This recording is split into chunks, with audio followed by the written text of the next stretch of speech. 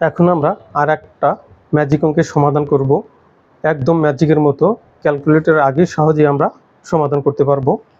এখানে আমরা 2 অঙ্কের একটা সংখ্যা লিখবো। এখানে 2 অঙ্কে শুধু 9 হতে হবে, শুধু 9 হতে হবে। এর সাথে 3 অঙ্কের একটা সংখ্যা আমরা গুণ করব। এখানে অঙ্কগুলো যে কোনো অঙ্কই হতে পারে। এখন আমরা যে 3 অঙ্কের একটা সংখ্যা লিখেছি সেটা আমরা লিখব।